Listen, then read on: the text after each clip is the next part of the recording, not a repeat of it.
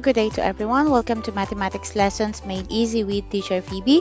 So for today, I will be discussing all about circles and the terms related to it. Okay, so please stay tuned and keep on watching.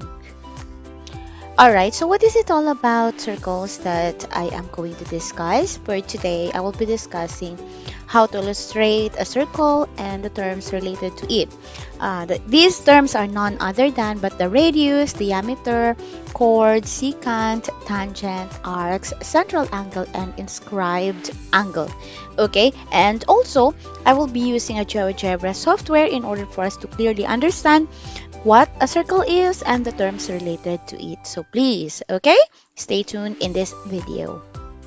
Okay, so I do hope nakikita ninyo yung presentation ko here on my left side and the illustrative example which I will be illustrating here using the GeoGebra software here on the right side. Okay, so the first term that you have already encountered is the word circle. Okay, so it says here that circle is a set of points in a plane at a given distance, radius, from a given point, center in the plane. Okay, so I will draw a circle for you and here is our circle looks like. Okay, so from point, that will be my center, from point A, that will be my center, and another point which is equidistant, so point B, a distinct point, point B, equidistant to point A. Okay, so being equidistant meaning it tells us that point, kung gaano kalayo si point B kay A, and even if I draw another point here, let's say point C rather, okay, ganun din daw yung layo ni point C kay A.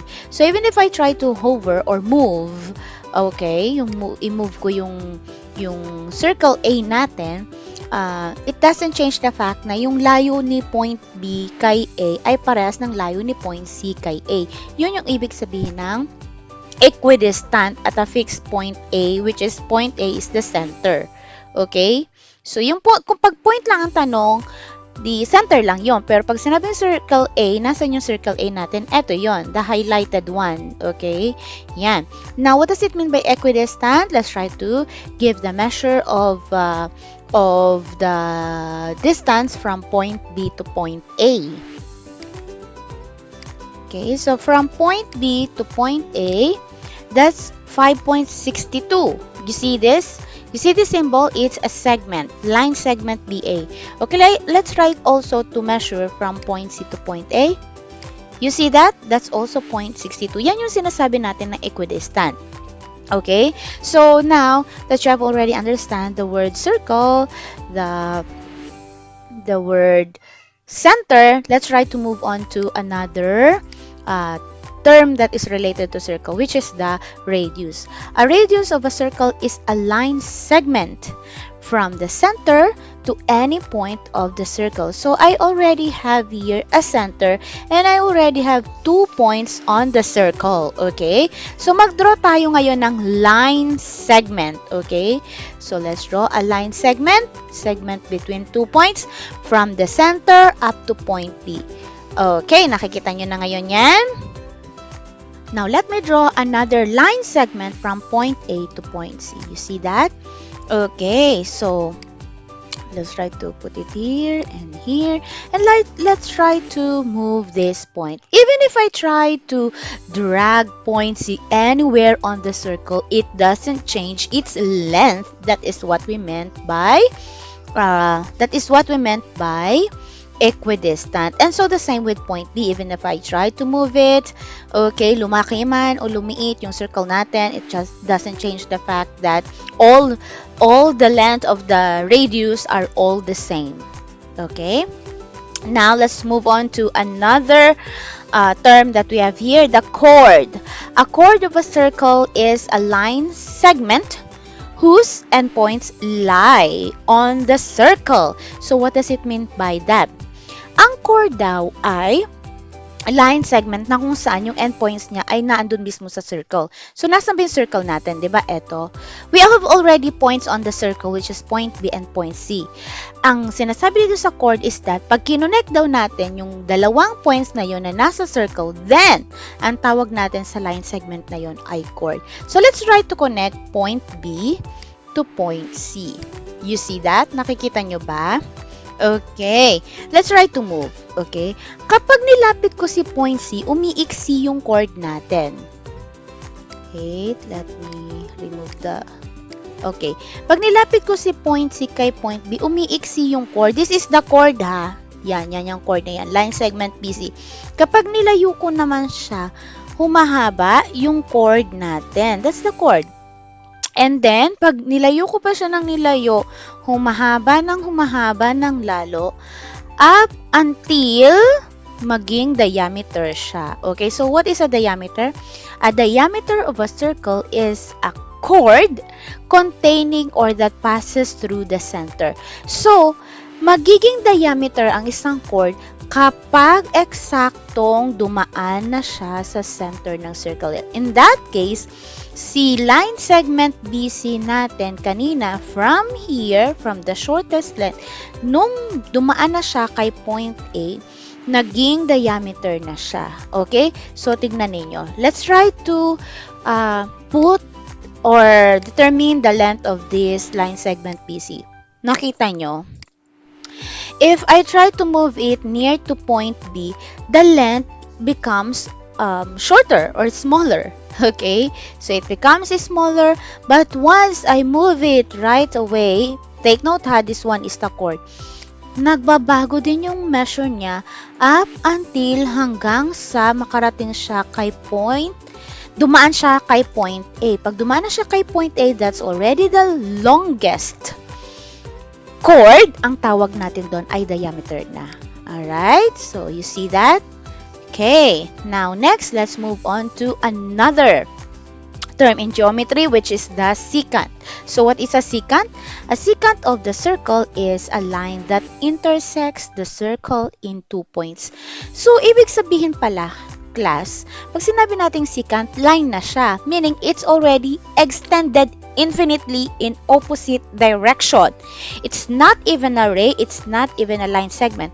Pag sinabi kasi nating line segment, may katapusan siya, may dalawang endpoint, masusukat natin yung length niya.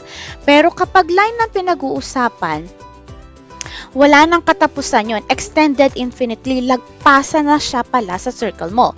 So let's try to draw a secant. So what is a secant? Line na kung saan, line siya ha, line, there. So, let's draw a line. Okay, you see here, line. Na kung saan ay dinaanan niya yung circle at exactly 2 points. So, here, yung circle ha, nasan ba yung dalawang points natin na nandito sa circle natin? We have point C and point B. Yan yung dalawang points natin na naandun mismo sa circle. Si point A, center, yan. Wala tayong pakialam dyan. Okay, so let's draw a line from point B to point C. You see that? Yung line na yon, okay, pag line na pinag-uusapan, that's already a secant. Pero kapag ang hinihingi ay line segment, meaning hindi ka lalagpas sa circle. So, take a look at this. If I try to move this point C anywhere, okay, on the circle, of course, eto, yan yung length ng segment BC natin ha, yung eto lang mismo, okay? Let's change the color para makita ninyo. Yan, nakita nyo yung orange one. So, the orange one is the chord. While yung extended black one, it's the secant. Kasi ang secant, it contains a chord. So, ibig sabihin, pwede din pala siyang dumaan sa center. At kapag dumaan siya sa center, pero lagpas siya sa circle mo, it's a secant already, not a diameter. Kasi yung diameter, yung nasa loob lang talaga mismo ng circle natin. Up onto the circle. Okay? Then next, let's have another term. The term is tangent. Okay, so when we say tangent of a circle, it is a line that intersects the circle in exactly 1 point. So meaning, pala, class, eto lang siya. Nandun lang siya nandun din siya mismo pero hindi siya pumasok sa loob ng circle natin. Parang tinabihan niya lang ng konti yung circle natin at exactly 1 point. Okay, so take a look at this. Let's draw a line that is tangent to circle A at point B. Okay, so let's draw a tangent. So sa circle natin, ito yung circle natin, right? Tapos at point B. Yan, you see that line there? Okay, this line is a tangent line. Even if I try to move it, still it doesn't change the fact na yung line na to, okay, may draw another point here. Yung line DB natin, it is tangent to this circle, okay, to this circle. Now, let's try also to draw another tangent here. So to this circle and to this point, okay? Let's try to draw another point. There we go. Okay, so you see that? Pag nag-draw ako ng tangent line, it's just rotating there. Okay? Let me remove this. Okay, it's just rotating there. Yung line EC natin, it is a line that is tangent to this circle. Okay? Now, yun yung ibig sabihin nun.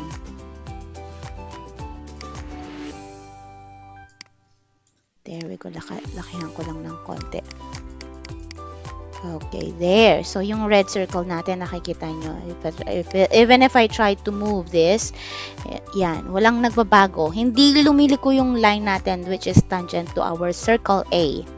So, that is what we meant by tangent.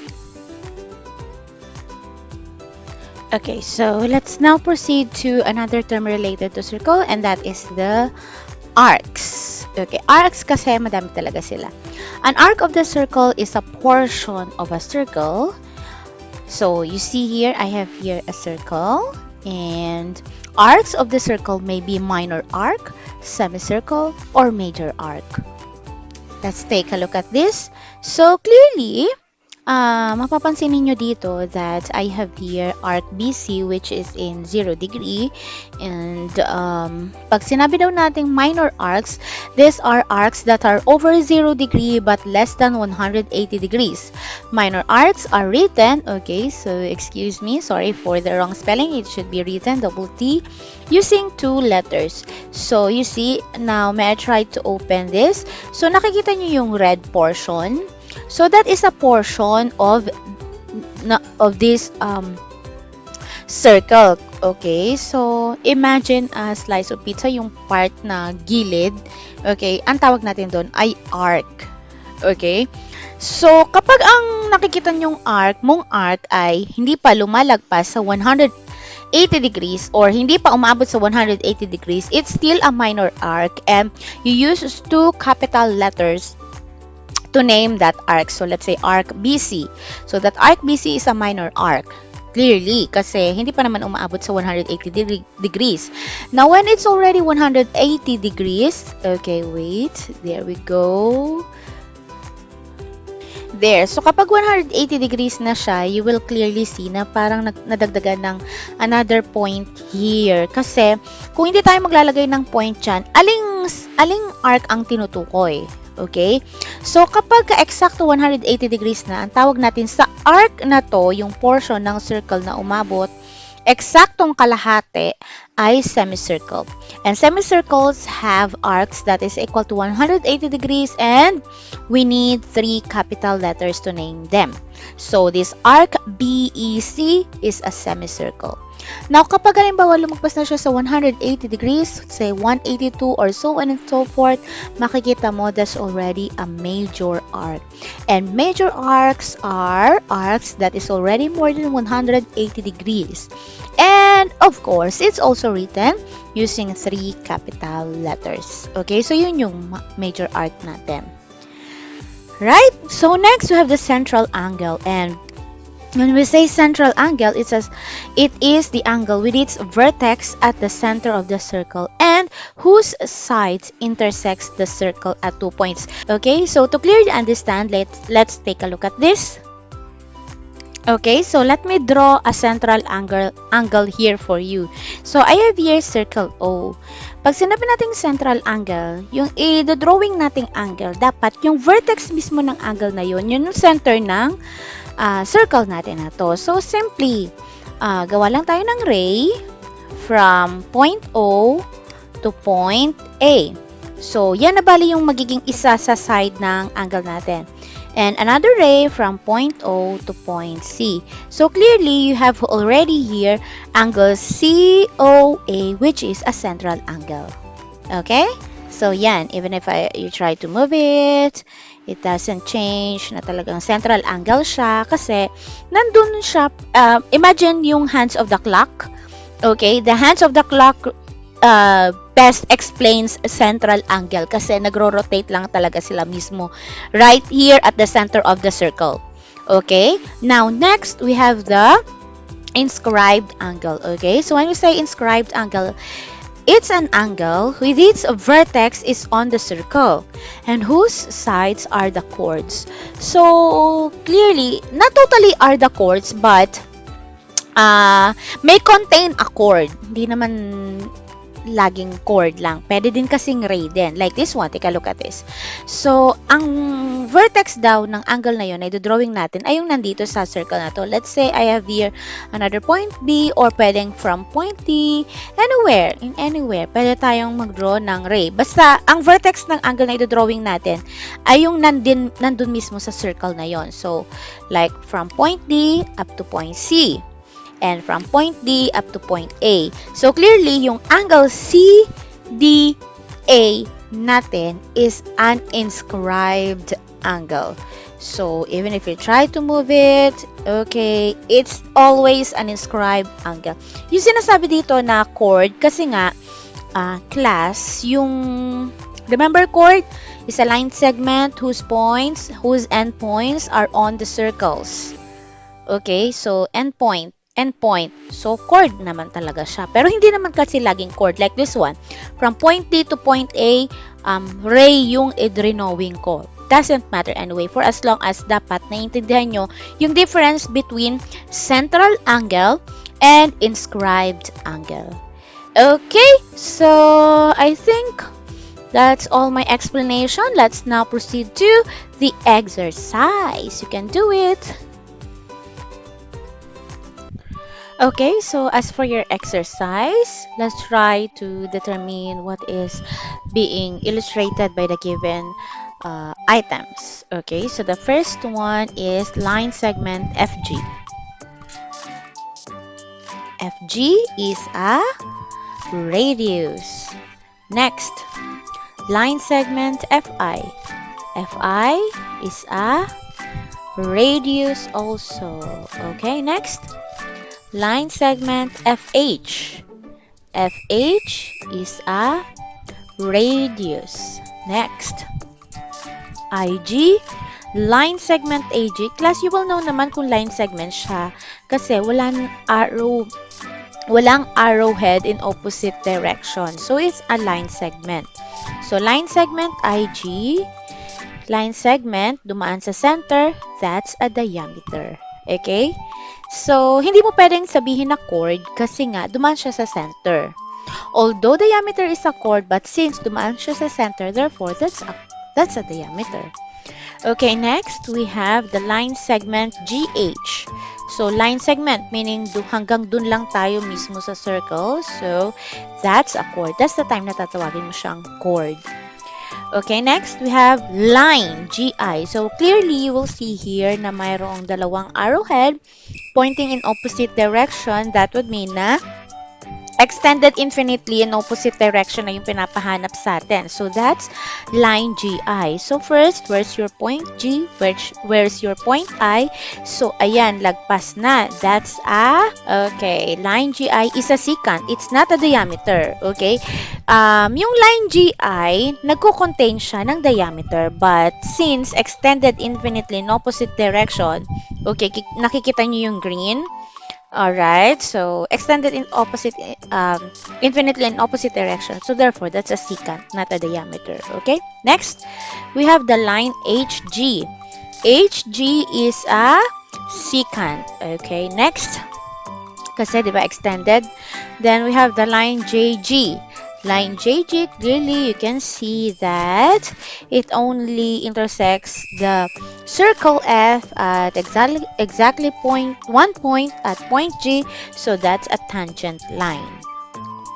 Okay, next, we have point G. What's point G? Okay, yun yung point na kung saan nagdikit si circle at saka si line JG. Therefore, it's a point of tangency. The next, how about the point F? It's not a circle, ha? Pag circle F, as in yung buong yun. Okay? Pero since single letter, it denotes that you are being asked of the point, then that's the center. Then next, how about this? When you see the symbol, yung parang pa-arc, it's the symbol of arc. And clearly, you can see na even without trying to take a look at where that arc is, dahil dalawang letters lang to, automatic, that's a minor arc. Pero be sure na alam mo kung nasaan hahanapin yung arc na yan. So, IH is here, this arc. So, that's a minor arc. Then next, we have GHI, arc, GHI.